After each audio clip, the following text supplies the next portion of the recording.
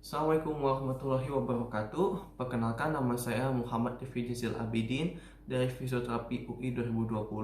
Dan pada kesempatan hari ini saya akan menjelaskan tentang biomekanik shoulder. Oke, sendi yang akan saya bahas pertama adalah sendi glenohumeral joint. Nah, berdasarkan namanya, sendi glenohumeral joint itu terbentuk dari kaput humeri yang berbentuk cembung serta glenoid cavity yang berbentuk cekung. Nah, sendi ini memiliki tiga derajat kebebasan dalam hal gerak serta memiliki 3 bidang dan 3 sumbu. Nah, apa saja itu? Bidang pertama adalah bidang sagital yang bekerja secara tegak lurus dengan aksis transversal. Nah, bidang ini mengatur gerakan fleksi dan ekstensi. Yang kedua adalah bidang frontal yang bekerja secara tegak lurus dengan aksis sagital. Nah, bidang ini bidang ini mengatur gerakan abduksi dan adduksi. Dan terakhir adalah bidang transversal atau horizontal yang bekerja secara tegak lurus dengan aksis vertikal. Nah, bidang ini terjadi gerakan internal serta external rotation. Nah, untuk MLPP dan CPP untuk glenohumeral joint, untuk MLPP-nya terjadi saat kita fleksi, lalu abduction 30 derajat dan sedikit internal rotation. Untuk CPP-nya itu terjadi saat kita fleksi lalu abduksi.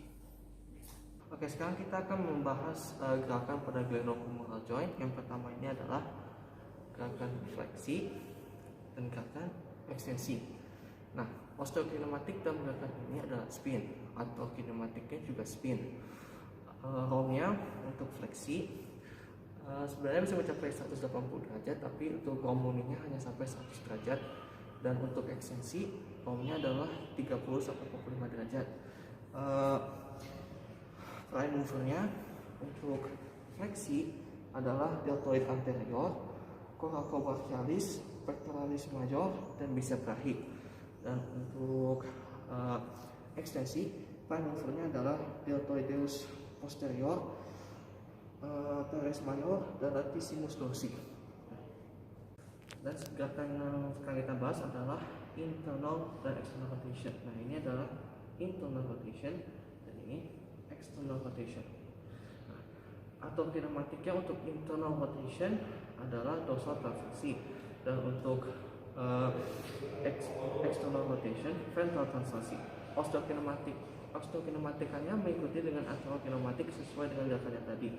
Untuk range of motionnya, untuk internal rotation 90 derajat, external rotation 80 derajat. Prime movernya untuk internal rotation adalah subscapularis dan teres major. Dan untuk prime mover external rotation itu adalah infra spinatus dan teres minor.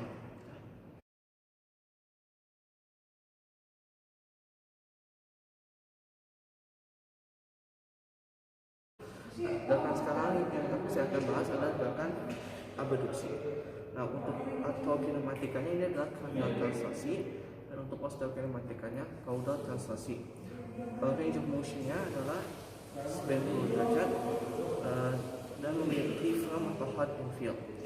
Prime movernya untuk gerakan abduksi ini adalah deltoid medius dan supraspinatus. Yang terakhir pada glenohumeral joint adalah horizontal abduction dan horizontal adduction. Untuk arthrokinematik horizontal abduksi itu adalah ventral transversi, dan untuk arthrokinematik horizontal adduksi itu adalah dorsal transversi. Osteokinematikanya berlawanan arah dengan arthrokinematik. ROM-nya range of motion untuk abduksi horizontal 30 derajat, adduksi horizontal 120 derajat, yang memiliki elastic angle. Prime movernya untuk abduksi horizontal adalah deltoid posterior, dan prime mover untuk adduksi horizontal adalah pectoralis major. Sendi kedua yang akan saya bahas adalah sendi suprahumeral joint. Ya, sendi ini sebenarnya bukan merupakan sendi, tapi merupakan celah antara acromion pada bagian atas dan kepala humeri pada bagian bawah. Pada suprahumeral joint terdapat bursa subdeltoidea dan beberapa rotator cuff muscles, yaitu ada otot subscapular, supraspinatus dan infraspinatus, serta terdapat tendon long head biceps. Oke, sendi ketiga yang akan saya bahas adalah sendi acromioclavicular joint. Nah, sendi ini merupakan jenis sendi plane, di mana acromion yang berbentuk konkav bertemu dengan clavicula yang berbentuk convex. Gerakan yang terjadi pada sendi ini adalah elevasi, depresi, serta protraksi dan retraksi. MLPP pada sendi ini berbentuk posisi netral, dan sisi pipinya terjadi pada posisi protraksi penuh.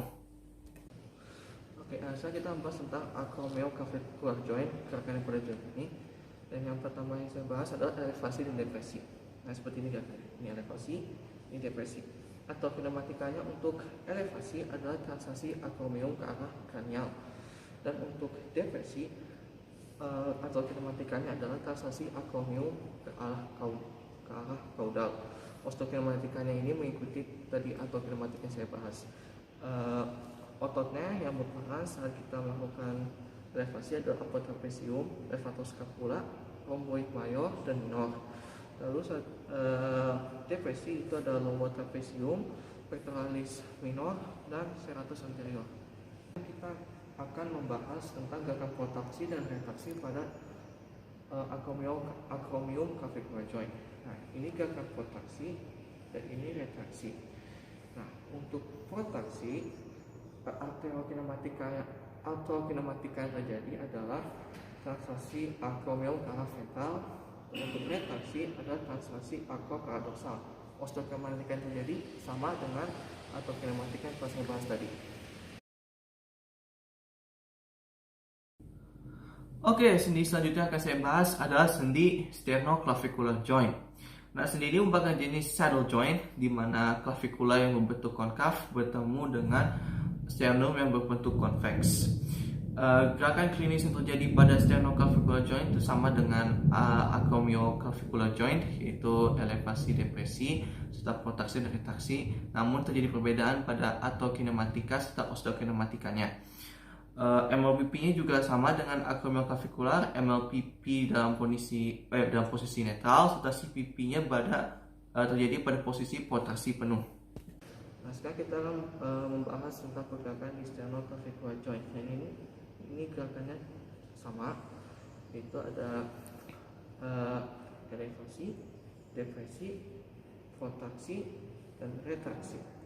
Untuk elevasi atau kinematikanya adalah caudal translasi, dan untuk depresi atau kinematikanya adalah cranial translasi, dan untuk protraksinya atau kinematikanya adalah ventral translasi, dan untuk retraksinya atau kinematikanya adalah dorsal translasi. Untuk osteokinematikanya, semuanya ini adalah berlawanan arah dari arteriokinematika yang saya telah bahas tadi. Oke, yang sendi selanjutnya adalah sendi scapulothoracal joint. Nah, ini sebenarnya bukan merupakan sendi yang sesungguhnya, tapi merupakan pertemuan antara scapula dengan dinding thoracal yang dibatasi oleh beberapa otot, yaitu ada musculus subscapular, kemudian serta musculus serratus anterior. Dan ini juga dipertahankan oleh sejumlah otot lain, dipertahankan oleh otot trapezius serta rhomboideus major dan minor. Nah, gerakan yang terjadi pada scapulothoracal joint ini ada elevasi dan depresi serta abduksi dan adeduksi. Nah, sekarang kita akan menanyakan pada scapulothoracal joint. Nah, di sini bisa melihat bahwa scapula ini saat kita melakukan elevasi, depresi, abduksi dan adduksi. Torakal skapula ini menjauhi dinding torakal. Karena ini kebetulan saya buat jadi nggak kelihatan ya, jadi mohon maaf.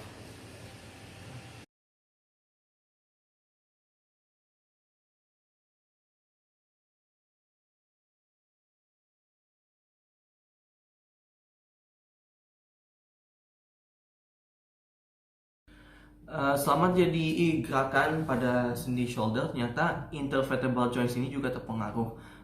Di antara intervertebral joint yang terpengaruhi oleh gerakan pada sendi di shoulder itu, yang pertama ada pada bagian cervical adalah C6 hingga C7, dan pada bagian thoracal adalah thoracal 1, 2, 3, dan 4. Dimana saat terjadi gerakan fleksi dan abduksi pada bahu, sendi-sendi intervertebral joint ini mengalami rotasi ke arah ipsilateral dan lateral flexion. Juga mengalami rotasi pada kontralateral. Selain intervertebral joint, ternyata costovertebral joint itu juga terpengaruh saat kita melakukan gerakan di shoulder.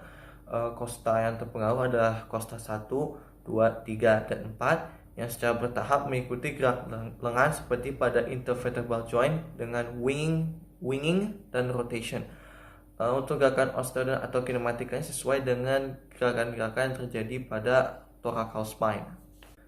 Sekian penjelasan saya tentang biomekanika di shoulder joint. Sebelumnya juga terima kasih pada teman saya Raka Syidki yang bersedia menjadi pasien saya, dan Rifka yang telah bersedia untuk merekam tadi praktek saya. Semoga ilmu yang saya berikan ini bisa bermanfaat untuk kita semua. Wassalamualaikum warahmatullahi wabarakatuh.